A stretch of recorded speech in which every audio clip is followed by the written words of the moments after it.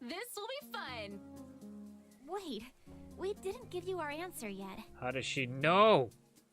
Oh, sorry. She steps back and gestures for Leanna to continue. Leanna speaks awkwardly. I guess she feels a little silly saying what Kara somehow already knows. Well, we decided to take you up on your offer. Kara nods. Excellent. Since we're going to be working together, first things first. You all know my name, but I don't know yours. And that's how we're gonna keep it. I'm Leanna. Or not.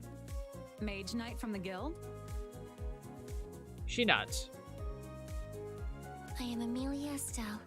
I'm Magecaster from the Mage Academy. Kara blinks. A student to become a Magecaster? But you look just like a teenager. Amelia cocks her head to the side. It is natural that my physical appearance will represent my age. Okay, so she is a teenager. Glad that's confirmed. She looks at Amelia with respect. That is pretty impressive. Who's next? She looks at Zach. Zach. She chuckles. Very clearly a mercenary. Yeah, that's all you're gonna get out of him, dear. And I'm Sylar. Her green eyes study me, and although she's very clearly examining me, I don't feel uncomfortable under her stare. Now that that's out of the way, Boy. Oh yes, that's Pongo. Kara steps back and views the Pongo by my feet. you have a bongo! How cute! Of course I do, and yes, he is adorable. She reaches down and pats him on the head. He beams at her touch. And what's your name? Got it. She glances at the rest of us, but none of us make a move to answer. Oh, is he not a part of your group? He is. Sort of. He is. And you haven't named him yet? We've just been calling him Pongo. Leanna and I shuffle uncomfortably. Zach remains unchanged while Amelia frowns. A pongo is a wild creature. Kara straightens and pats Amelia on the head, much to her dismay. If you say so. Okay, are we ready to get going? Just Amelia's little, no, do not do this. This is irritating to me. Do not pat me on the head. But yes, we're ready to go, I think. We murmur our assent, and then Kara leads us out of the city. As we walk, another ominous rumble sends butterflies to my stomach. I can't shake off the feeling that we are literally walking into a fire. Well, yeah, volcano is fire, volcano hot. I glance at the others who seem unfazed. I guess it's just me. Pushing my insecurities down, I silently follow the group towards the temple. Just as Elder Isom noted, the temple is a short walk out of the village on a well-worn dirt path. The road is mostly empty, with only one or two travelers coming back towards the village. Not a road very often traveled or very heavily traveled. The temple is an open structure with a roaring fire in the middle of a grand hall. Well, wow! That is a lot of attention to detail, just seeing all the cracks of the fires just kind of going on there of all the embers. Well, of course it's going to be fire, it's a fire temple, but damn, that's really cool. And then just having these insignias on the bottom. Wow. That's just great. I could sit here and just look at this for quite some time. High columns with flames carved into them hold up the building. Adorning the stone walls are beautiful tiled mosaics. There's one wall with some strange symbols scratched on them. They're very faded, and I have to squint to make it out. From what I can make out, 4 symbols surround a darkness in a square, with a line of fire enclosing the perimeter, trapping the darkness in the center. Huh. I wonder what this is. Amelia glances over, then peers at the carving. Those symbols represent each of the magical elements. She points to each one. There is fire, water, earth, and wind. Then she points to the center. And that is shadow. I've never considered shadow an element before. It is one of the elemental magics. Well, now I must consider shadow an element. Kara, Zack, and Leanna have already moved on, so the rest of us hustle to catch up. No one wants to sit and gawk like I do. Besides us, the only other people in the temple are the monks who care for it. They're dressed in woven red robes in the same open and loose style as the villagers from Embermist. Quietly, they shuffle back and forth, sweeping the floor or relighting any of the smaller fires which have burned low. Boy. What do you want, dude? The Pongo looks around in wonder and reverence. At the sight of the giant flame, he squeaks and hops on me, claiming his spot on my shoulder. Kara bows briefly before the large flame, then leads us to the back of the chamber and stops in front of an empty wall. Nice little sign of respect there. We're here. Zack sighs. Secret passage? Maybe we made a mistake letting her join us. I'm gonna guess secret passage? Kara might be a little out there, but I don't get the impression that she's stupid. There must be more to the wall than first meets the eye. Is there a mechanism hidden somewhere which triggers a doorway? Kara's eyes glitter. Bingo! Of course. With her gaze fixed on us, Kara pushes on a brick and a segment of the wall pushes in and swings open. She waves at the opening with a flourish. Ta-da! Fancy magic trick there. How did you know which brick to push in? It usually depends, but in this case, there's one brick that sticks out slightly more than the others. If you weren't looking for it, you won't see it. Ah, the classic trope. Trapdoors are great and secret passageways are great, but you have to be able to tell. She heads through the opening and pushes the wall closed behind us. I can get why not leaving it open, too. Oh, that's a cool sound effect of walking down the hallway or whatever tunnel we're going into. Then she leads us down a winding stone stairway which ends at the beginning of a narrow passage. We file in behind her as she carefully picks her way down the hall. God, this is beautiful. Just all of these different backgrounds are fantastic. You can kind of see the fire embers floating in the way around here, and you've got what looks to be like magical residue kind of and particles floating around too. That's so cool. It's a very plain stone hallway with walls, sconces lighting the way. I don't know how to pronounce that word, and I'm sorry. I look down at my feet and notice a brick with an X marked on it. Step on it, or avoid it. If there's an X there, it means I probably want to avoid that. I have a feeling this X didn't make its way onto the stone by itself. I better not touch it. Gingerly, I step around the brick. A few feet away, I spot another X. Is anyone else seeing these random X's? Kara glances back. I should hope so. I left those there so as not to set off the same traps again. Again is the keyword, meaning you've done it before.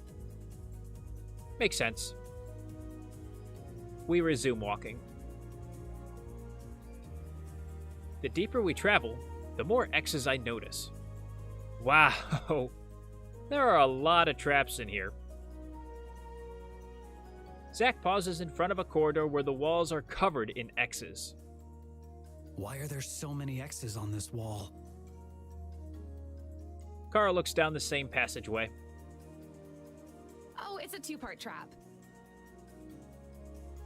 She points to a stone on the ground with the same X marking. Basically, if you step on the ground stone, it triggers thick bars to shoot out from all the X's in the wall and block the path. That doesn't sound too bad. Only if you know how to limbo. The bars have something keeping them hot and will burn you if you touch it. You've probably found that one out the hard way. Okay, that sounds worse. And you were able to cross that? Kara winks. I am very limber. Well, gonna file that in the book of things to know about Kara. Keep that one there and don't show the waifu. I expected Zach to brush off her comment like he brushed off every other girl, but he actually looks impressed. Amelia looks between Zach and Kara. Based on the dilation of Zach's pupils, it appears that Kara's flexibility is attractive to him.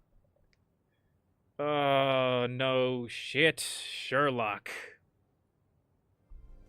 Zach is taken aback. I was just thinking that it's a useful skill set to have. Yeah, in more ways than one. That face. Kara has a mischievous glint in her eyes. Useful skill set to have. In what context? Yes. Zach frowns. For scouting and navigating, you've done a thorough job mapping this place out and marking the traps. Leanna looks amused. Zach, was that a compliment? Yes, it was. He glares at Leanna. No, an observation. Kara smiles playfully. Then thank you for the observation. Zach falls into silence before turning away. I think that's the most I've ever heard him talk in a 30-second time span. A new record. She's getting him to open up. We continue through the tunnels. Eventually, she stops in front of another well of fire in the middle of the hall. The barrier's here. She gestures at the swirling metallic wall behind the well. The way that it glitters as it wisps and curls almost looks like a fire. Leanna and Amelia step closer and inch their hands in front of them before gingerly touching the barrier. It's surprisingly solid for something that looks so gaseous. Maybe there's some wind magic interwoven with whatever other magic is here. The Pongo hops forward with stars in his eyes. Boy. He dashes straight for the barrier. Pongo, wait! I stretch out my arm and race after him. Pongo, no! Instead of running into a wall, the Pongo passes straight through and out of sight. Why, cruel world?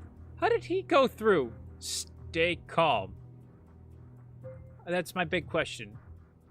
How did he go through? But at the same point in time, if you did that to me, I'd be a little upset. But why? Pongo! I land heavily against the barrier. Did he make it to the other side? Or was he burned alive by this weird, magic, twisty, flame-like thing? My legs grow weak at the thought, and I slide down the barrier. No! I bang on the obstruction. Give it back! Give back my Pongo! Boy? You're okay. I'm just a big baby. A blue head pops out of the barrier. What? He hops the rest of the way out. Boy, boy. Then he leaps into my arms. I thought I'd never see you again. What was it like on the other side? Boy. He bounces up and down in my arms. Amelia places both of her hands back on the barrier while Leanna holds out her manipulator. Whatever is beyond this wall hosts a plethora of energy. Which is why he was so happy. Leanna nods. My manipulator confirms that. No wonder the Pongo ran in there. Zack continues to hang back and observe, but Kara steps closer to the barrier. But how did he even pass through? That's the million-dollar question here. Leanna shrugs. Amelia continues studying the wall, moving her hands up and down. I do not recognize this magic. She frowns, deeply disturbed. Oh, do we have you stumped now, Smarty Pants? Is there anything you can do to break it? Let's see. Leanna and Amelia both put out their hands on the barrier, their manipulators glowing. They each transmit pulses of magic which disperse across the surface in a shimmering wave. I think they're trying to create stress fractures to crack the wall. After a few tries, Leanna sighs in frustration, then steps back. Amelia, stand back. She wordlessly obeys. Leanna gathers energy at her gauntlet, then strikes the barrier with an empowered strike. Suddenly, golden lettering forms on the barrier. Absolve your world to enter mine. What does that mean? No one answers. Amelia steps forward and focuses on the well of flickering flame. That's a tongue twister. Flickering flame. If I am interpreting this message correctly, we must part with our most precious possession, our world, and throw it in the fire. Leanna nods thoughtfully. Kind of like we're freeing ourselves. Kara's face drains of color and she clutches at her pack. Are you sure? Yes. That sounds about right. We stand around awkwardly until Leanna clears her throat. If that's what we need to do, then it seems easy enough. I'll go first. Please, let me go first. Okay, go ahead. You know what? We're here because of me. Why don't I go first? I really don't have all too much here, anything of value. It's their world. I should go first because I really don't have anything from Terra. So let me go first. We're doing this for me. I should be the one to go first. Leanna blinks, but I step up to the fire before she can object. What do I choose? Alright, wallet, playing cards, Pongo, and my waifu. Well, I mean, we could throw in the waifu, as funny as that might be. I'm not going to throw in the waifu. Pongo just tried to run in there, and he's just fine. And our playing cards really aren't a whole bunch. It's just a way that we've used so far to pass time. But our wallet, on the other hand, is pretty much us. You know, think about it now. If you have your wallet, if I lose my wallet, I'm freaking out because it's got credit cards, money on top of licenses, IDs, and a bunch of other stuff too. Whatever else you keep in your wallet, that's a big thing. So if I lose my wallet, which is probably my most prized possession here, I gotta go with it. So I'm going with wallet. I fish in my pockets and grab my wallet. My entire identity is in here. My license, student ID, credit cards. The thought of parting with it makes my chest hurt.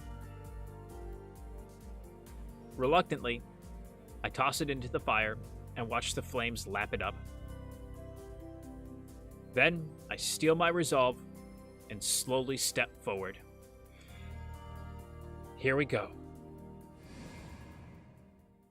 As I cross through, I feel the tingle of energy and hear the crackle of electricity.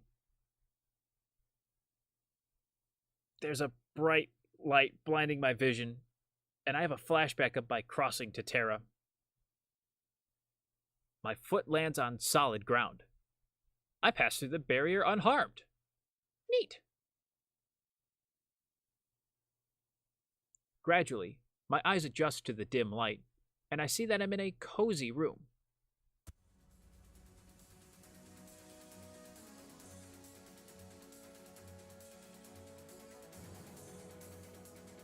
Well, hello there. And who might you be? In the middle of the room is a fox, who swishes its tail as it observes me. Beside it is a beautiful woman with flaming red hair. Her delicate hand rests atop of the fox's head. As I look her over, her gaze lands on me. Who are you? Why are you smiling at me? The woman blinks at me, then smiles. For a second, I think I see the flames lighting the room flicker and a warmth permeates my body. It's pleasant, like an embrace. Although she holds my gaze, she doesn't speak. How did you get in here? Again, she remains silent. But this time, she takes a step closer. Who are you talking to? When did you get in here? Huh?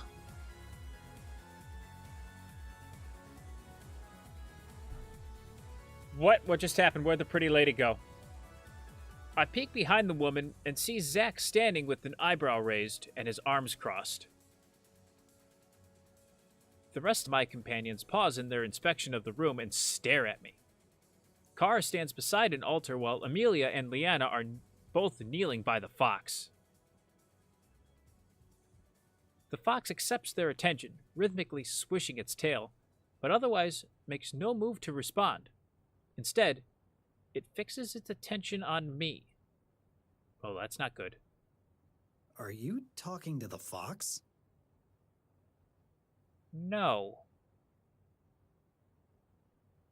The woman between me and you, the super hot chick, I don't think they can see her. Well, obviously I don't think they can see her. Super hot chick's gonna lose me waifu points. And the woman between me and you, see, that's where I'm torn, is to say I actually see this. I mean, they know I'm crazy to begin with, but I don't think they can see her. I think if I say I don't think they can see her, will kind of imply that I'll be able to tell them about her. So maybe. I don't think they can see her, obviously, because if they could see the fox and they can't see the woman, then something's up. I don't think they can see her. I fall silent as the group casts me worried glances. Who exactly are you seeing? There's a woman dressed in red, and she's kind of flamey, and she's standing right there with her pet firefox. Leanna looks towards the fox, but her eyes glaze right over the woman. She furrows her brows, concerned. Okay. Her voice is gentle, like she doesn't want to spook me. She's like, crazy guy over here. None of you guys can see her? The group collectively shakes their heads. I don't know why you guys can't see her, but I promise you, she's there. Boy. The Pongo hops out from behind my legs. He first examines the woman with partial interest. Then he stares in wonder at the fox. The fox cocks its head to the side and observes the Pongo. The Pongo perks up and cautiously bounces forward. He pauses right before the fox. The fox's nose wiggles as it sniffs at the Pongo. Then it swishes its tail and the Pongo squeaks before running back behind my legs. Oh, that's cute. Boy. Wait. Do you see her too? Boy. The woman giggles at the Pongo and gently pats his head. He shivers happily at her touch. Then she straightens up and takes a step closer. Her feet don't touch the ground and her skirt floats ethereally behind her. Instinctively, I back away. What's going on? She's getting closer. A lot closer. She pauses when she draws near and touches her palm to my forehead. A pulse of warmth flows through me before she retracts her hand. As if something inside me clicked open, I feel invigorated with restored strength. The stronger I feel, the more translucent the woman becomes.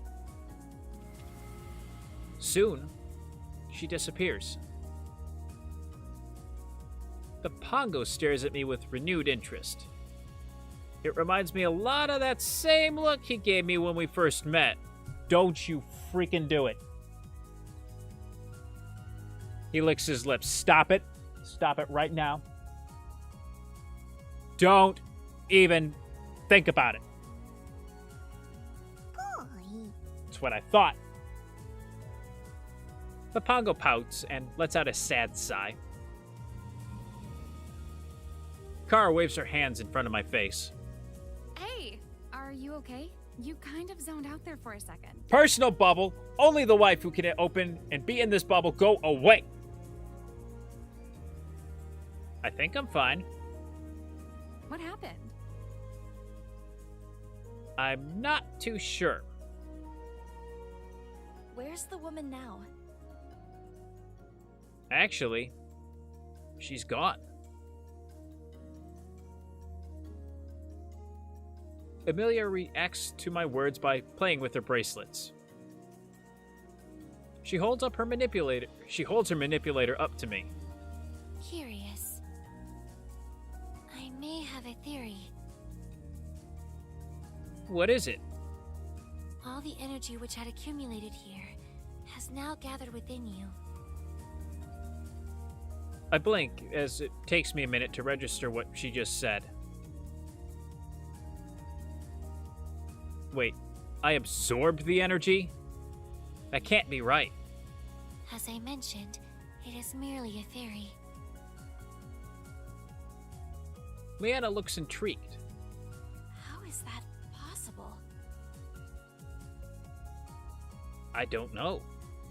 I felt it after she touched me. Leanna's eyes widen. I wouldn't phrase it like that. You make a fair point.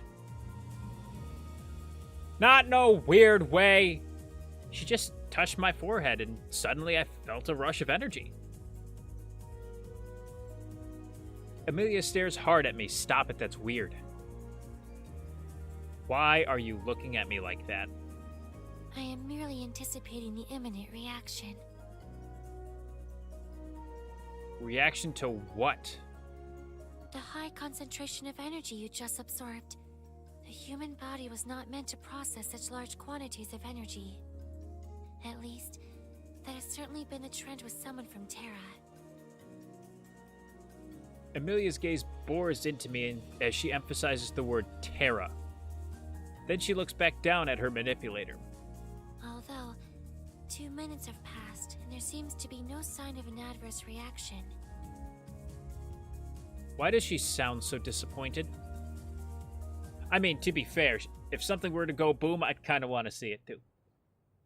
Suddenly, Kara squeals as she gingerly picks up a rusty coin out of the remains of a leather satchel. This is a genuine Vestin coin! Zack glances at the coin and folds his arms, clearly unimpressed. How much could a rusted out dated coin be worth? About a few hundred gold pieces. Zack's demeanor instantly changes. You don't say. Kara smoothly pockets the satchel as Zack covertly searches the room. As Kara finishes up her inspection of the room, Leanna looks around. Well, since we found what we came for, we should head back. Kara nods and leads the way out. As we leave the room, we notice the fire which had previously glowed in front of the barrier is now gone, but all of our items are still intact. Hey! Nothing was burned in here. Curious. Then it can be assumed that the purpose of this trial was not to destroy our possessions, but to test our willingness to sacrifice. Hit the nail right on the head on that one, didn't you? Kara happily scoops out her coin purse. I'm not complaining. Me neither. Leanna smiles in relief as she reaches in and quickly collects what looks like a ring attached to a thin chain. Let's keep going. The rest of us snatch up our items and continue back out of the corridor. The trek out of the temple is a lot faster and easier than the trek in, mostly because there were no more obstacles to stop us. We pop out of the same hidden wallet in which we entered. Just as before, the main ceremonial hall is empty. We wave goodbye to a couple of monks sweeping the entryway, then begin the walk back to the village. Ask Kara who the Vestins were. Ask Amelia what her theory about the mysterious woman is. I don't feel like talking. Well, let's see about this theory first. I approach Amelia. So, that theory that you mentioned in the temple about the woman, what was it? Amelia glances at me.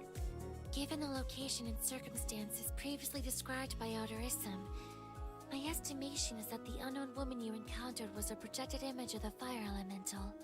Of course, as I could not observe her myself, I cannot be certain. Do you think that's why she wouldn't talk back?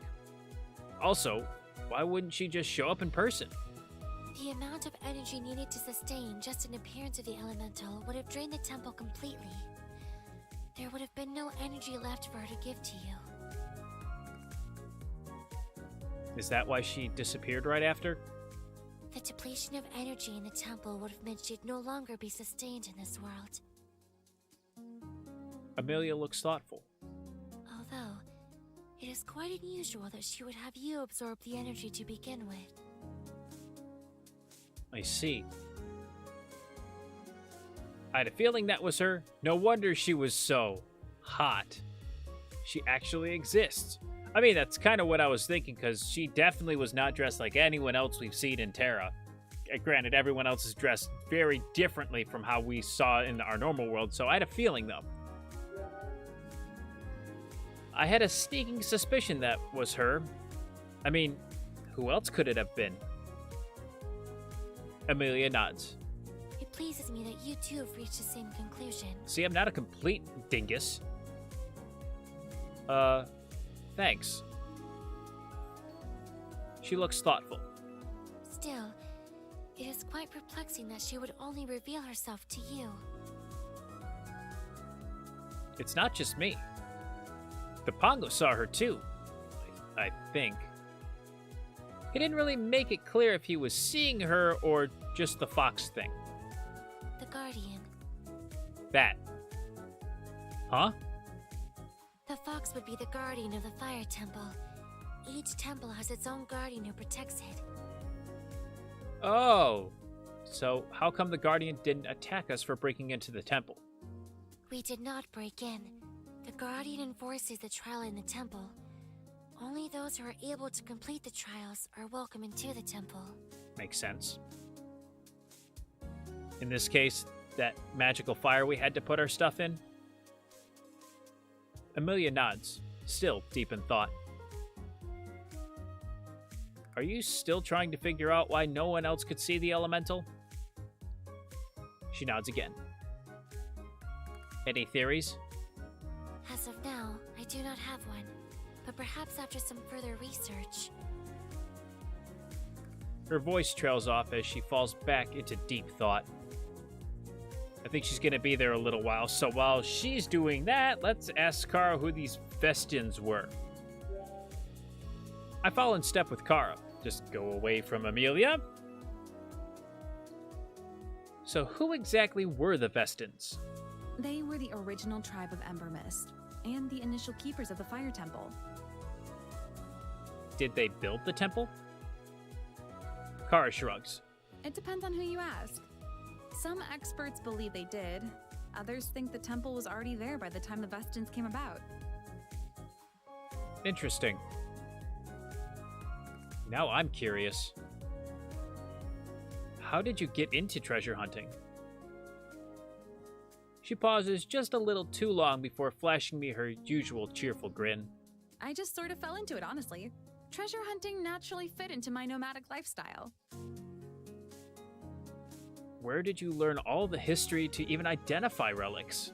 You'd be surprised how much you pick up along the way, especially after you realize what a lucrative business this can be.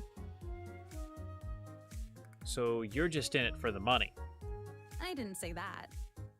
I'll admit that at first I was just in it for the money.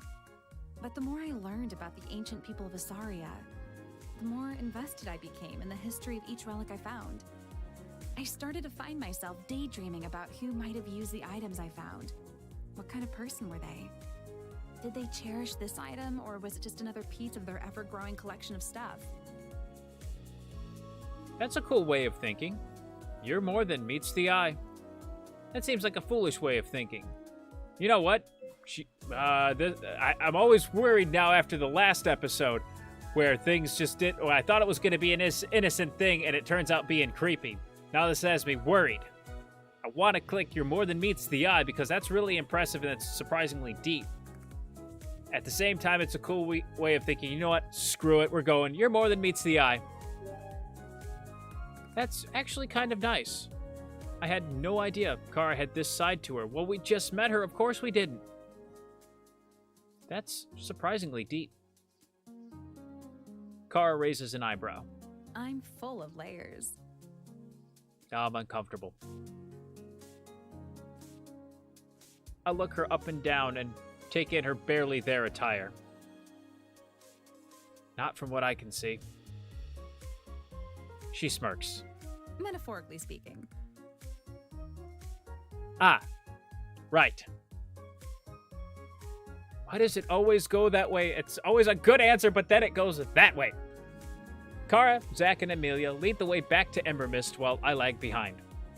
And hope that Leanna never heard that comment. The Pongo sits on my head. Leanna notices my absence and falls into step with me. She pats the Pongo, who ignores her, still too focused on the energy around me. Leanna pouts, then shakes away the Pongo's disregardance of her and focuses her attention on me. Something on your mind? Currently the Pongo. I drop my voice low so the others can't hear me. Now that I've collected the energy from the temple, that means I can try to create a temporal rift and go back home, right? Kara stops, then whirls around to face us. Zack and Amelia stop with her. Pardon me, you were speaking very softly and it was a little hard to hear, but it sounded like you just said you need to open a temporal rift to go back home? Why are you listening to my conversation? And stop that and no, maybe. But that can't be right, can it? Jeez, this woman has got some supersonic hearing. I glance at Leanna, who looks alarmed. About that. Kara's smile falters at my hesitance, but Amelia looks excited. I knew it. My hypothesis is correct. You can calm the hell down right now, okay? Hypothesis? What hypothesis? My hypothesis that he is from a parallel world. Leanna's eyes grow wide and she forces a panicked smile. I think all this parallel world and temporal rift talk has been getting to you. I mean, Elder Isum said it's impossible. He has already admitted it. What? Leanna and I have been careful not to say anything. When? The day of our acquaintance. I rack my brain, but don't remember bringing that up around Amelia. You sought out Professor Xavier's guidance, and after he imparted his advice, you and Leanna had a brief discussion in which you mentioned that what he had suggested was exactly what happened to you. Thus began my hypothesis that you arrived from a parallel world. Damn it, you are too smart for your own good. Leanna looks at me, unsure how to react. Continue to deny it, Come clean. What is up with all these eavesdroppers? Seriously, though, but at this point, you know, we can't really argue with her. Everyone knows she's so damn smart anyway, so we just might as well come clean. To deny it any further is just going to get us in even more trouble. I guess there's no point in denying it now. If our game of cheat is any indication, Amelia can see right through a lie. You're right. I'm not from Terra. Not from Terra, huh? Zach looks me up and down and nods to himself. Do you like what you see? That's a lot better than the alternative. What's the alternative? That you might be unique. I prefer the term special, thank you. Zach! He shrugs. He didn't even know what a discharger was. At least if he's from another world, that explains why he didn't know these things. Kara looks skeptical. How did he get here? There have been unexplainably high concentrations of energy popping up throughout Isaria, and he happened to show up at one of those areas. We went to the Mage Academy to get some answers, and that's how we came up with the possibility that the high energy readings were temporal rifts, and somehow he had traveled through one. Why or how those rifts were even opened, we still don't know. But if they're the only way for me to get back home, then I have to try to open one. Kara shrugs. Let's just make sure you attempt to open one far away from where I'm standing. No, I'm going to do it right here, right in front of you. That might be tricky considering no one knows how to open one. We may need to talk to Elder Issam. That won't be necessary. I know how to do so already. We all stare at her. I don't believe you. How do you know that? The directions are located in Elder Issam's old research notes, which I had gathered from the Academy. The spell itself is a simple conjuration, which even an amateur could do. An amateur can open a temporal rift. Then why isn't everyone doing it? The impossibility of the spell comes from the fact that the human body cannot manipulate the amount of energy needed for it. She pauses, then points to me. He may be an exception. I squirm slightly as their gazes fall on me. Given that you have absorbed energy directly from the temple, which should also be an impossibility, I must assume that there is something within you which can possess the high amount of magic without suffering consequences. Perhaps it is a skill which you acquired from your world. Yes, it is a skill called plot. I don't know. My world doesn't have magic. Amelia blinks. Regardless, only a short amount of time has passed. There is plenty of time for you to still internally combust. A wave of uneasiness makes my stomach queasy. Maybe I should open up this rift now before that has a chance to happen. Amelia grins with excitement. I don't like when you do that. I concur with that suggestion. That may be the best now that you have the magic. Zach shrugs and Kara takes a look at our open surroundings. Maybe we should first look for a spot with a bit more cover. We don't want to be opening up rifts on an open pathway. Good point. There was some tree cover towards the west. We mumble our affirmations and follow Zach towards the trees, and we're going to find out if I can open a rift back home next time. I'm going to end the episode here. Big whirlwind of a day. The fire temple was super cool, and I'm curious to see if we're going to be able to open that rift back home. But, as always, if you did enjoy the video, make sure to let me know by hitting the like button down below or leaving a comment. It really does help me out. And if you're new to the channel, or have not done so already, make sure to unleash your power by hitting the subscribe button down below today as well. And I will see all you heroes in the next video. Thanks so much for watching. May the Force be with you, and have a great rest of your day. Take care.